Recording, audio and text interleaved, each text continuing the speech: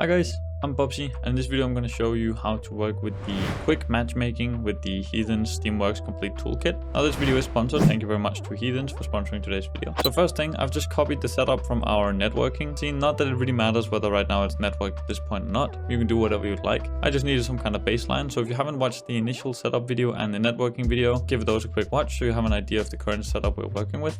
Now that being said, going straight into it, the connection manager here, I've deleted or removed the connection manager script from it. I've kept the scene stuff, which was just what handled my scene changing essentially. And I've also copied over both the scenes and made sure I've added those to the build settings just so we can successfully change scenes once the connection and stuff works. So let's get right into the actual setup of the Steamworks stuff. So first of all, I have a new play button here, which you can see is just connected to nothing because the connection manager doesn't exist. And essentially, Heathens actually have a prefab set up for this, which is one of the big reasons why it's very handy with the Steamworks complete toolkit. And you can see it's called Quick Match Lobby. So essentially, I'm just going to drag this under the canvas, and you can see that's automatically a little play button added. I'm just going to remove that because I want to use my own play button. So remove that, drag in the play button here, and then you can see we have a bunch of setup. There's also a searching background, which will essentially pop up, cover the whole screen, as long as we're searching and tell us exactly what's the state of everything. With this prefab, you can very easily get a feel for what Steamworks handles. You can see the setup that they already have, and that's why I want to use this to show you how useful that is. You can also do a bunch of filtering, which is essentially what will be handling the actual competitive nature or MMR or something like that. If you want matchmaking like that, I'm just going to be setting it up with completely standard,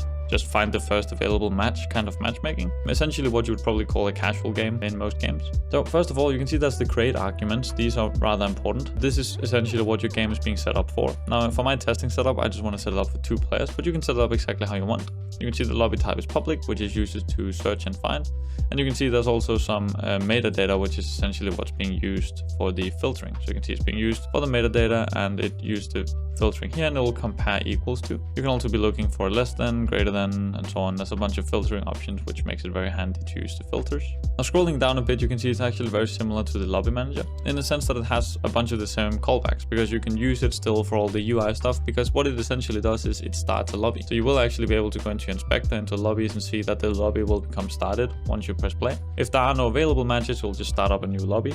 And if there is an existing lobby, it'll try and join that. And we have all these events and callbacks for it. Now, the only thing I'm going to be doing is essentially I'm just going to be starting the connection whenever the lobby is full, which is essentially this callback right here on event lobby full. But let's take it one step at a time. First of all, let's connect our play button to this quick match functionality. So I just drag in the prefab, scroll down, find the quick match lobby control, and apply the run quick match. Now, once this is done, that now means we can actually press the play button. I can just do that now. I can press the play button and you can see it'll start searching. It started up a lobby, and you can see now we're waiting for one more player. Also, if I go in here, you can see the lobby is now started with the lobby ID, with my user and everything set up. Now going back to here, you can also now cancel out, start again, and you know, the whole loop will essentially work, and it's waiting for one more player again to join. Now stopping this here, we need to set up what actually happens once we do connect. And that means we need something to be subscribed to this lobby full event. So what I want to do is scroll down, and I just want to make a new script. I'm just going to be calling this matchmaking manager, for example. Gonna open that up and just allow it to load for a bit. Okay, and I'm gonna make a public void lobby full, and this takes in the type of lobby data, which comes from the Heathen Engineering Steamworks integration. I'm just gonna call it lobby data straight up like that. Now I also want the reference to the Steamworks. I'm gonna be running host still. With this, we're still gonna be needing a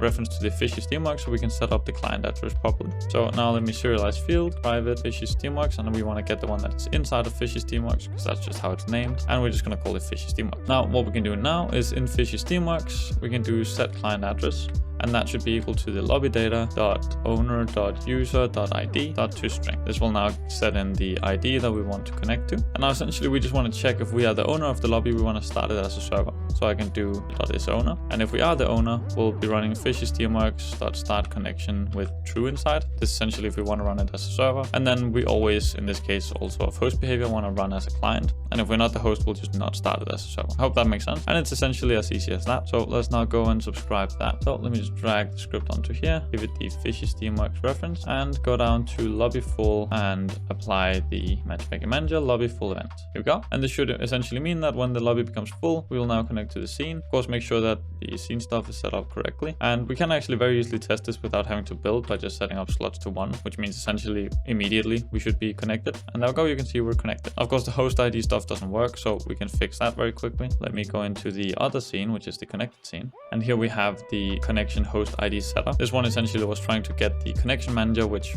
for this setup I'm not using. So instead, let us just let's just do it from the matchmaking manager essentially. So I'll just make a public static void get host hex like that. And this should not be a void, this should actually be a string. I believe it uses it as a string. Yes, so it's a string. And we can essentially see in here exactly how it does it. So you can see it stores the host hex directly from the user that we get. So we can just in here do a private static string, call that the underscore host hex, and then upon connecting down here we'll just set the host hex equals to lobby data dot hex id, and then with that being set, we can up here just return the host hex. There we go, as a string. And let's go and just test that out, confirm that that now works. Oh, and also of course we want to set this to the matchmaking manager instead. I'll just do matchmaking manager dot get host hex. So going back to the other scene, pressing play, and there we go, and now you can see we got the host hex. So let me try and build this and just test it out to ensure that it works on both computers. All right, here we go. Now I have it launched on my other computer. Now if I just go ahead and press play, you can see it'll now be waiting for one more player, 1 out of 2.